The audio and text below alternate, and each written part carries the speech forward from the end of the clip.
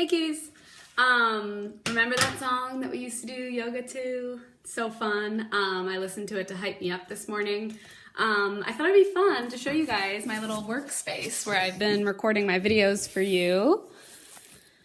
So this is the desk. It has all my little stuff. And then what I really wanted to show you was the white stuff outside is in fact snow. So I'm in northern Michigan and it snowed here last night and this morning, which is pretty crazy. Today is Tuesday, April 14th. The shortcut date is 4/14/20.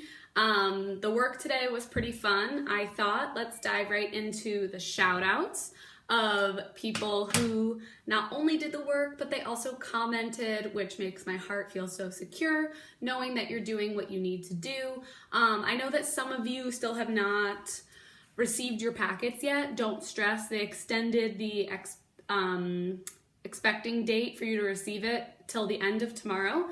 So if you don't receive it by the end of tomorrow, definitely contact the main office to get your packet as soon as possible. So let's give shout outs to Monica, Siraj, London, and you're welcome, sweetie. She said thank you for all the support. Of course, thank you for staying on top of your work. We got London, Cody, Serena, Fernanda, Samuel, Sage, Carter, welcome to the party. Thank you so much for commenting. Jim and Lexi, awesome work. I was laughing so hard when I was looking at the comments at all the different names that you guys selected for the pig that I drew. We had a few. Siraj and Samuel said bacon. Cody said Oscar. Lexi said Brody. All really cute names. I also think it's kind of fun. I'm going to record my video with my hood up today because we're not in the school building and we can wear whatever we want. What's up? Okay, so I'm in a very silly mood, so I'm really excited to be here. We did finish Be the Sun, Not the Salt, and I actually did talk to the author of the book, and we are going to set up a live meeting where you guys can ask him questions. So start thinking about some questions that you might have for him. He owns a restaurant in Ann Arbor called the Black Pearl.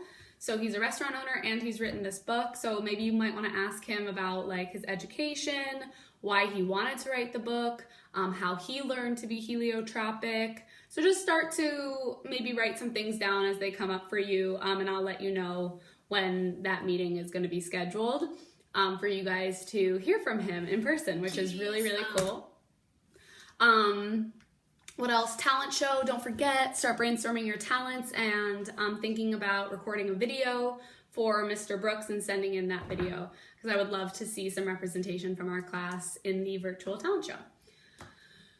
So I know that we are done with Be the Sun, Not the Salt, but I do have this book. It's called Journey to the Heart, and it's daily meditations for the path to freeing your soul. It's really cool because it's organized by the date, and so I essentially every morning I just turn to today's date and I read it, and I thought this would be a great way to start off our class today because the message was really beautiful, and as you can see here, it's April 14th. And it put me in a really good mood. As you can tell, I'm in a really great mood. So I wanted to share it with you. So the lesson for today on April 14th is called Relax. Too often, out of sheer habit, we tighten up, tense up, and then approach life from that stance. When we have something to do, our automatic response may be to tense up the shoulders, neck, strained, back bent, cramped, breathing shallow. But anything that needs to be done can be done better if we're relaxed. So take a deep breath, let your shoulders roll down your back. Inhale, exhale. Learn to relax. Program your body, each part of it, to let go and be at ease. Allow yourself to come into your natural posture, alignment. Learn to relax until moving, acting, speaking, being all come naturally from this relaxed place. Find activities that help you do this. A hot bath, a massage, getting some sunshine, walking, meditating, teaching yourself to become aware of how your body feels during these activities. Memorize that feeling. Practice relaxing until you can recall that memory and carry it throughout the day. Periodically throughout the day, take a few moments to check your tension level. If you find that any part of your body is tense, take a few more moments to consciously relax that part. Visualize warmth, ease flooding to that part of the body that has become tight or in pain. Let the tension and the stress that blocks the drain from the top to your bottom of your body that wants to relax. It wants to become comfortable. It wants to heal itself. Empty your mind of tense thoughts and let it follow your body into relaxation and calm. And you can close your eyes while you listen to this. I'm almost done. I have just a quarter of a page left. Allow your mind to become still. Quietly accept thought, then release it.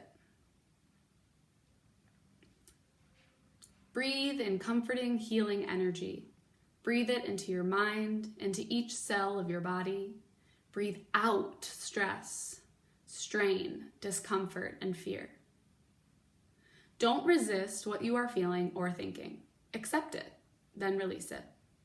Just as water cannot pass naturally through a pinched hose, your vital life force cannot flow freely through you if you are cramped and tense.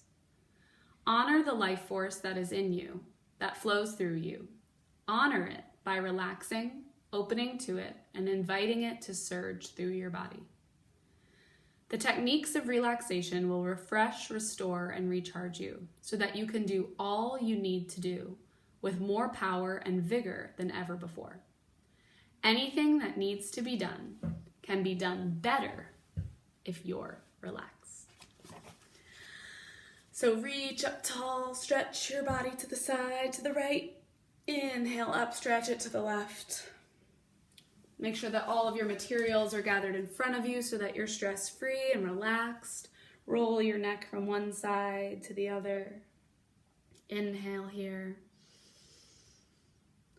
Let go. Exhale anything that's not serving you. Go ahead and take a look up at the screen. We're going to go over our sight words for this week. Repeat after me. Laundry, section, shelves, spoiled, store, thousands, traded, variety. Awesome. The skill that we're focusing on in ELA this week is character traits as well as narrative writing. I forgot to attach that document. Let me write that down actually. Where I had all those examples of character traits. I'll attach that into the email today when I send out Miss Freed too. Character traits are words that describe a character's personality and qualities that make them who they are. In other words, how would you describe a character to somebody else, right? So it's words like active, calm, bossy. How would you describe this character? So today for the video, I'm going to go over the page 98. You had a constructed response for voting for her rights. I tried to mimic it, so I hope you enjoy it. So the question that you had was, explain why Susan B. Anthony casts a vote even though she expects to be arrested. So if you were reading that closely, and we've actually read this text together already once, so I hope that as you read it again today, it felt clear and simple to understand.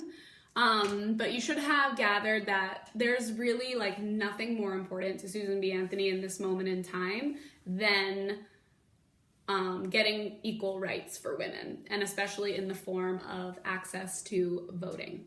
So we need to think about that, but we also need to think about the skill for this week and the fact that we're learning about character traits. So I thought both about Susan B. Anthony's actions, but also the type of person that she is, to come up with my constructed response. And remember, if you parents, when you're looking at your students' work, it should look similarly to mine. So it should have a restate and answer. Restate means that they're taking the question and putting it into a statement and answering the question in a full, complete sentence.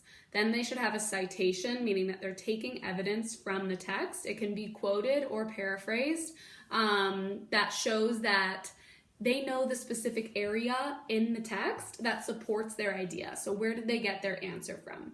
And lastly, they need to have an explain that is again reinforcing to the reader that they really know what they're talking about by basically saying their claim again in different gorgeous words, wrapping it up in a beautiful bow.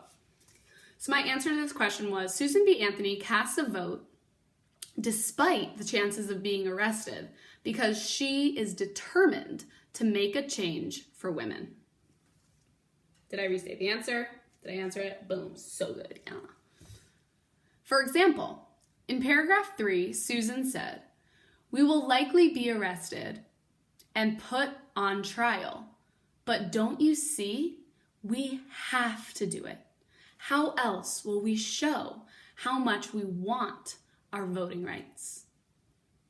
This shows that Susan B. Anthony cared more about the cause she was fighting for more than the potential consequences. Do you see how this is a very well thought out idea? It has all 3 parts. Boom, bam, awesome. I just wrote on the bottom that I hope you had fun responding to the spaceship prompt. So if you notice that that was assigned for you today, it's after, if you flip through your packet, after all of the photocopied short stories for topic 1, you'll see a green circle that says quick responses topic 1. After that, you have those free write creative responses. If you really think that yours was strong, I would love to read it. So please take a picture of it and email it to me if you had a cool response to a spaceship landing in your backyard.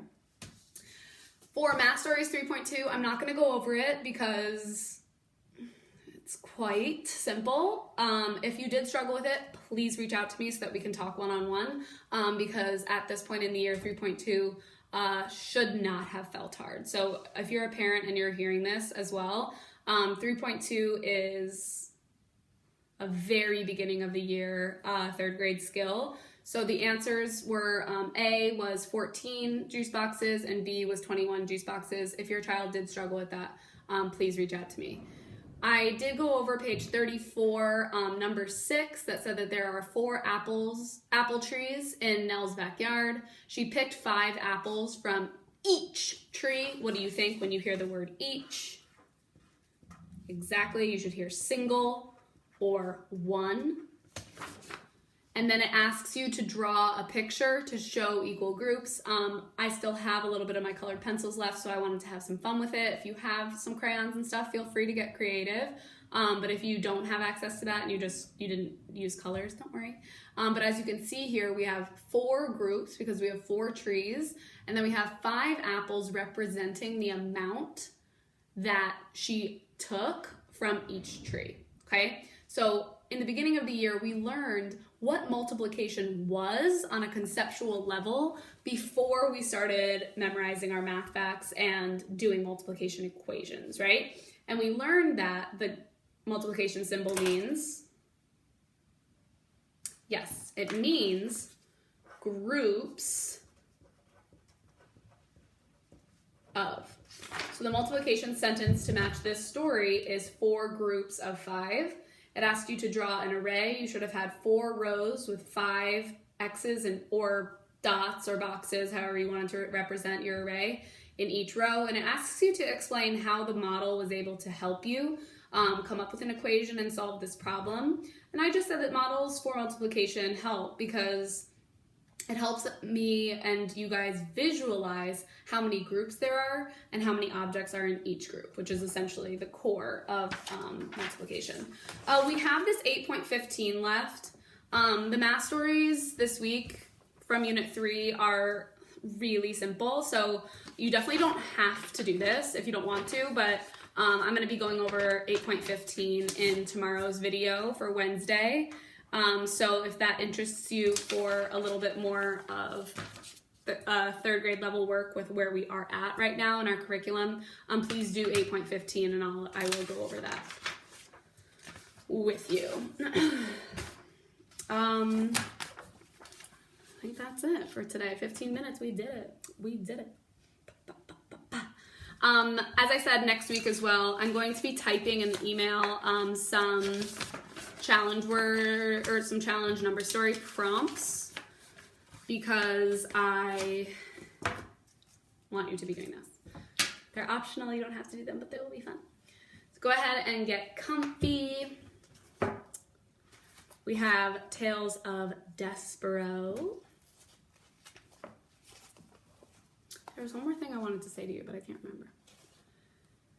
Chapter 37, A Small Taste.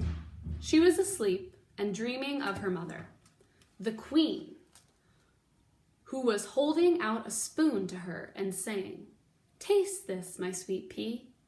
Taste this, my darling, and tell me what you think." The princess leaned forward and sipped some soup from the spoon her mother held out to her. "Oh, Mama," she said, "it's wonderful. It's the best soup I've ever eaten." "Yes," says the queen, "it's wonderful, isn't it?" "May I have some more?" said the pea. "I gave you a small taste so that you would not forget," said her mother. "I gave you a small taste so that you would remember. I want more." But as soon as the princess said this, her mother was gone. She disappeared, and the bowl and the soup spoon disappeared along with her. "Lost things," said the pea, "more lost things." And then she